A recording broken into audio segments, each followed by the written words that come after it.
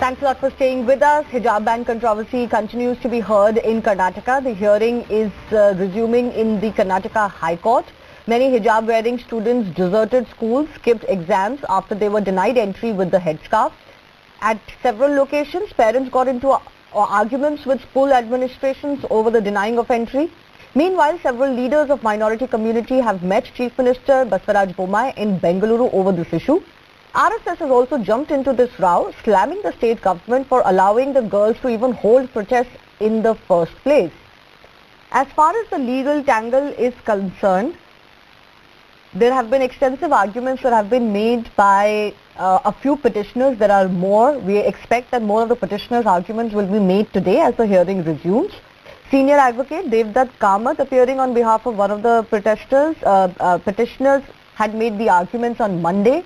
The basic premise of the petitioner's case was that the right to wear hijab is an essential practice under Islam, and the state has no power to interfere with such a right under Articles 14, 19, 25 of the Constitution.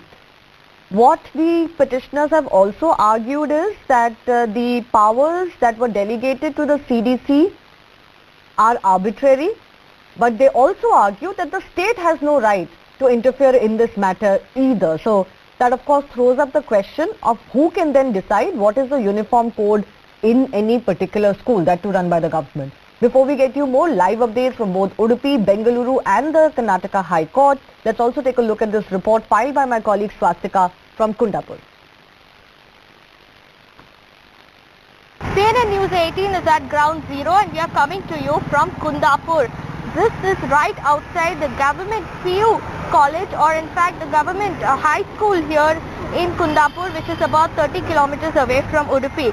Right now classes are underway, classes 8, 9, 10, the exam season is on. Classes are underway, students are sitting there inside their classrooms.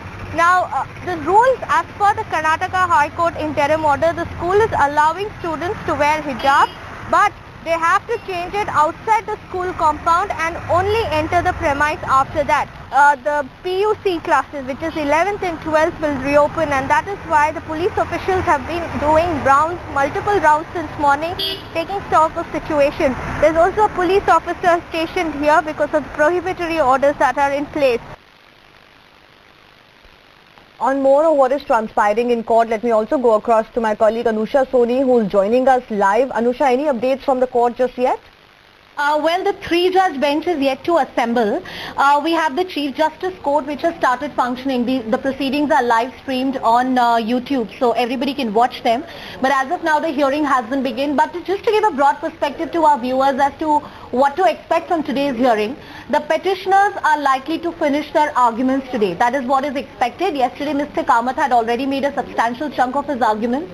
His argument, of course, the primary being that it's an essential part of Islam to cover their head. The second, that there is no legislation in place and the district committees cannot take that power to ask students to adhere to a dress code which is contrary to their religious belief. And the third, of course, there's always an undertone of getting some kind of interim release if that is permitted at all. There are other petitions as well which are lined up. Today's hearing would largely be about petitioners finishing their submissions before the court today. Yeah. We'll wait and see exactly what happens as those hearings begin, but there have been some extensive arguments made over the last 3 full days when this case has been heard. You know, there was an initial case after which it was decided that the matter should go to a larger bench. On the first day of the larger bench hearing, they gave an interim order that the state should reopen schools, but till then, no exceptions to the dress code should be allowed. Wherever there is a CDC, wherever there is a uniform code mandated by the CDC, the interim order said in those institutions follow the dress code. No religious symbols should be allowed on any side. Let me also go across to my colleague Harish Upadhyay, who's been tracking all developments live from Bengaluru as well. Harish, we are seeing that outside of the courtroom also this matter is only gaining momentum even as the court is hearing. So there are obviously more standoffs taking place over whether hijab wearing girls are being allowed in different schools or not across Karnataka. This is even spilled outside Karnataka. Some Muslim leaders have also met the Chief Minister. Just give us a sense of what really happened when that meeting happened. Well, there is a bit of a grey area here, because if you strictly go by what has been explicitly mentioned by the interim order of the Karnataka High Court, it says students are restrained from wearing any sort of a religious symbol or attire wherever institutions having CDC have prescribed a uniform. Now, since yesterday, one area of confusion has been what about schools? Schools which do not have prescribed uniform, or Urdu schools which would have in any case not had any sort of a ban or any rule against the hijab. We've seen a lot of block education officers, deputy directors of public instruction in some of these districts going and meeting school officials and suggesting that the school management doesn't allow any of these people to wear hijab inside the classroom. And many have interpreted this as a blanket ban on hijab in all educational institutions. So this grey area is something that's leading to a lot of confusion. Earlier in the day, we saw one school in Gadag where the principal said that, well, the High Court order doesn't mention schools, so please do not expect us to implement this order until that order explicitly mentions schools. We are not college development committee, we are a school management committee. So these are some of the areas where there is still lack of clarity, and that is leading to a lot of confusion in the schools, especially where the principals are interpreting this order as only for colleges. Okay. Harish and Anusha, I'll keep coming back to you. Let me also go across to Yogita Bhayana, a women's rights activist joining us. Aashutoshsrivastava, lawyer in the Supreme Court, is also with us. So Ashutosh, I'll just take a couple of minutes to kind of go through the arguments that were made yesterday. We're still waiting for the arguments to begin today. So yesterday the premise was threefold. One, that hijab is essential to the practice of Islam. Even if it is not essential, the state has no right to interfere in this because it's an innocuous practice, and the right of the state or the delegation of the power by the state to the CDC is faulty. Could you just take us through what the law says on all of this? Basically this petition has been filed, regarding Article 25.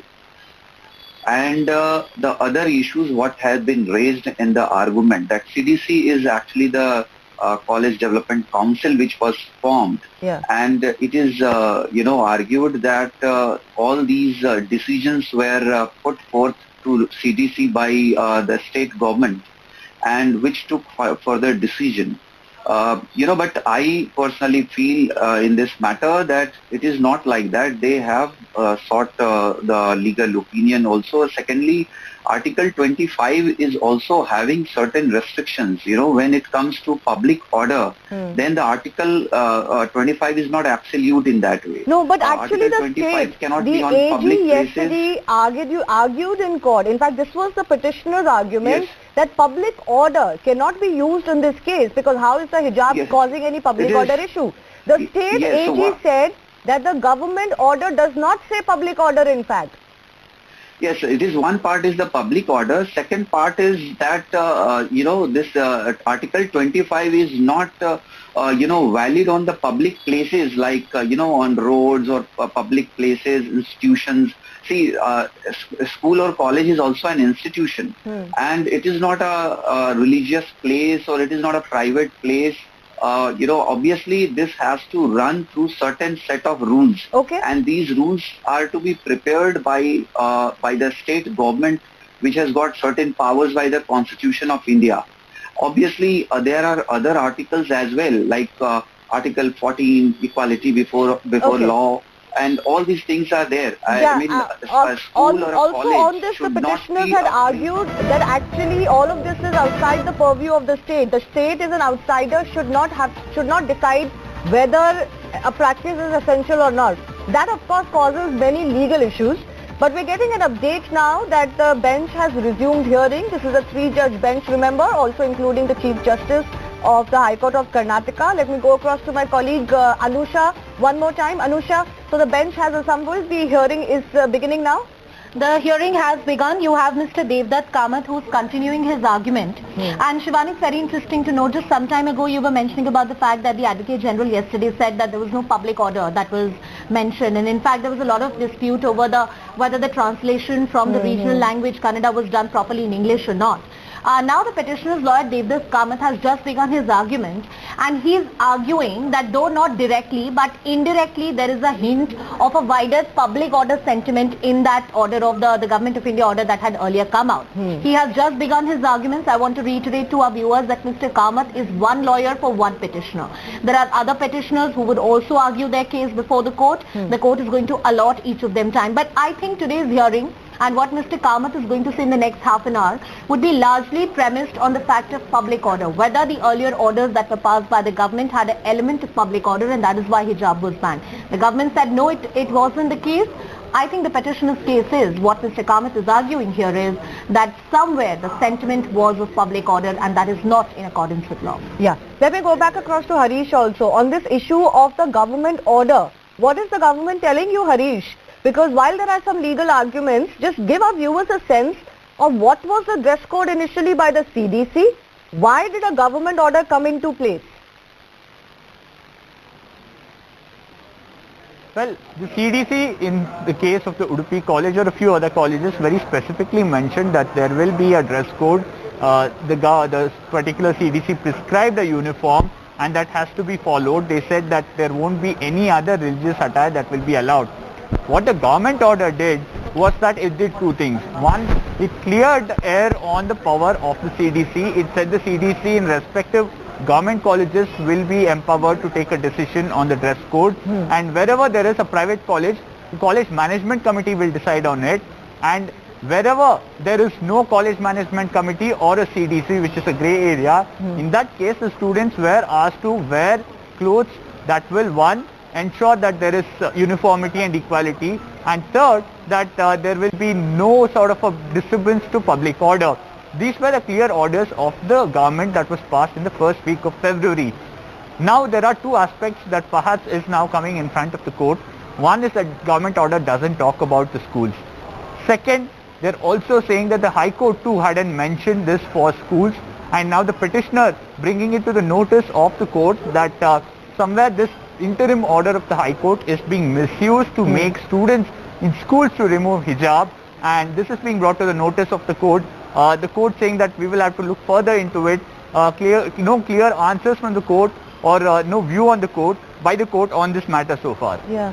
I just want to go across to Anusha also. Anusha, there seems to be a conversation on this very issue that Harish has pointed out happening in court, where one of the lawyers has said that, this is being misused by the authorities, and he has presented all media reports. So the CJ asked that who has filed this affidavit though. Tahir says that I have done so, but the CJ is saying that the council cannot do so. Somebody else has to come and do so. Yeah, so Shivani, just to give a broad context to our viewers, this is a matter that has attracted a lot of public attention. Usually in cases like these, what happens, there are a lot of parties concerned who are not directly impacted by this case, or even sometimes lawyers come forward and file certain applications and petitions. They have no relation with what is happening on the ground. The High Court and the Supreme Court are very, very cautious about what kind of applications they want to take up. If you were to ask me as a court reporter that is this an application which has a larger bearing on the issue, there is none. The Advocate General also very categorically said that this is a very vague application. They have no locus standi in the matter, and I'm not even going to respond to it. The Chief Justice also did not take that up. So yes, these kind of distractions, expect them more to come in as we navigate through these hearings going forward. Yeah, because there are a lot of other petitioners who've tried to intervene in this matter. More and more petitioners are coming in, Anusha. Yeah. Will all of them, certainly all of them will not be allowed, some have no bearing, but there are some more students, for example, if they come in. Yeah. And if they want to become party to the case, then what happens? Well, if you're a student and you're directly impacted by the order of the government of Karnataka, then you have a locus standi in that case. Then the court is going to hear you. But if you are a random person who has heard something in the media, who thinks that something quote unquote is being misused, or you are a concerned citizen quote unquote, then there are no grounds for the court to hear you. The court may or may not hear you, but legally speaking, you have no locus standi to be heard in the matter. This is not a public interest litigation. It's a technical point, but I want to reiterate here. This is not a public interest litigation. This is a writ petition. Writ petition means I am moving a constitutional court. My fundamental duty, my fundamental right has been infringed upon. Before we move forward, Shivani, one more point I want to bring forward. Mr. Kamath is arguing that the word in local language for public order is Sarvajanik Suvyavasthe. His argument is that this term has been used for public order for all kinds of executive orders that were earlier issued by the government. So when the Advocate General comes and says that public order was not a concern, the argument of the petitioners is that this is somewhere misleading the court, and this argument is not correct. The interaction is happening between the bench and Mr. Kamath right now. Let's see what comes out of it. All right, let me go back across to the fundamental question of whether an institution has the right to decide a dress code. Yogita Bhayana also continues to be with us. Yogita, there are of course larger implications from what is being fought for in Karnataka in that very specific case.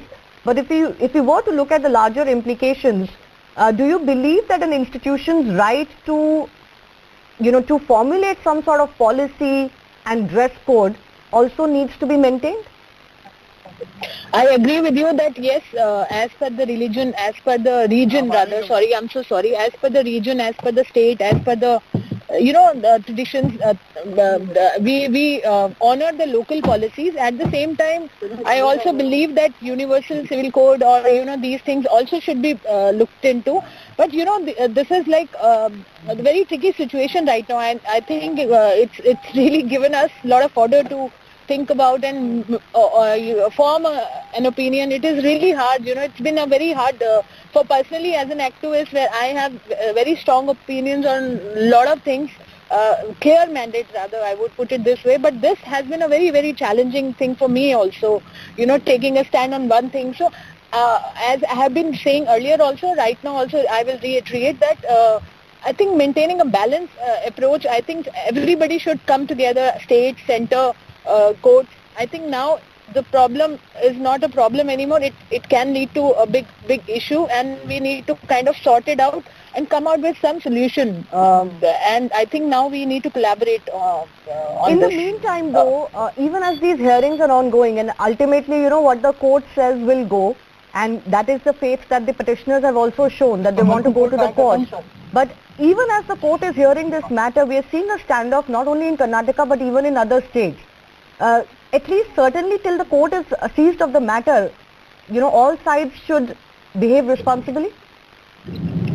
I agree with you. All sides should behave appropriately and definitely should behave in the sense that there is a solution, as I have been repeating it again and again. Because now the situation is out of control. Things are okay. Yogita, unfortunately your link is not very good. Let me just go back across to my colleague Anusha before I also go across to Ashutosh. Anusha, a quick update on what has transpired in court. Well, Shivani, as we were talking, the argument of Mr. Devdutt Kamath is that the orders that were earlier issued by the government of Karnataka, the manner in which hijab was not allowed inside the school, especially inside the classroom, was done out of public order. If the state government comes on record before the court and says that they have not done it out of public order, it is not correct. Once again, as I said, Sarvajanik Suvyavasthe, this word was cited, and he said that in all the executive orders for public order, this is the translation that has been used. There's another interesting debate which is happening right now, and perhaps you can take that to our guest as well, which is about why only insist upon Article 25(1), which is the freedom to propagate your faith, conscience and your religion, but why not talk about 25(2), which is also about reform and social change that must be brought into religious practices. This is the right of the state government. On those points, Mr. Devdutt Kamath is arguing that how there is a limited scope for the state to intervene in matters like that, and why the intervention or any action so far by the state of Karnataka is not correct. Right now, the debate which is happening is about the reform that can happen, the manner in which it can happen, and to what extent it will happen. Yeah. Okay, let me take that to the lawyer on the panel also. Aashutoshsrivastava has been patient. So Ashutosh, I do find it, I'm not a legal expert, but I do find it funny sometimes that everybody wants to quote the constitution when it suits them. But then anything that doesn't suit them, they say that, but this doesn't apply here, or this is limited. But there is the Article 25(2) as well. And social reform, progress is a mandate of governments. If everyone is on the same page that this is one, a patriarchal practice, one, an archaic practice that has no space in secular public spaces, then should this article be read separately, or should this also come into discussion?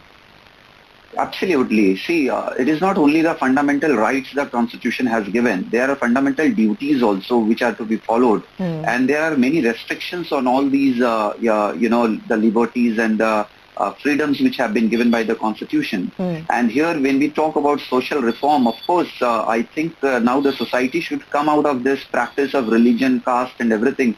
Or everybody should be treated equally. The students should go to the colleges and the schools like students, and not like any religious person or following a particular religion. It should just be a place for education, just for imparting education. And if these things happen just from the school level, obviously later on when these students grow up, they understand that they are all equal. They are and that will be the real respect to the secularism in the country. Otherwise, if everybody goes there considering himself, herself as to be belonging to a particular religion, obviously that will always stay in the minds. So that has to go now. It is, and as rightly said by your colleague, I know Article 25 too.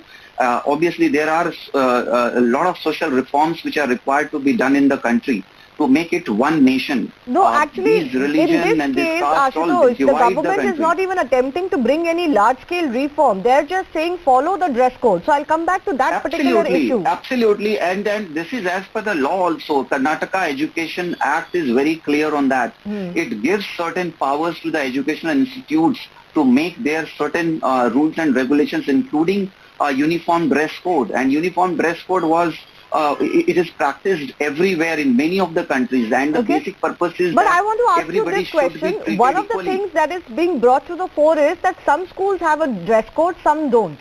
Is that allowed? Yes. Is that okay, or can that be challenged, that it should be the same everywhere in a state?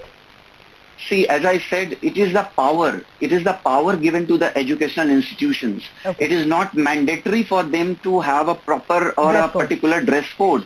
But if they want to do that, they have the constitutional power. They can make that kind of rules or regulations to maintain the uniformity among the students, or maybe a discipline, a decorum in the, so it is the individual institution's right to decide on it as well. It's not just institutions at large, but also an individual institution's right to decide on it, and those are then aware, the students and the parents are aware of it, and they need to decide accordingly then. I do request our guests and colleagues to stay with us. Let me also go across to my colleague Maha Siddiqui, who's joining us.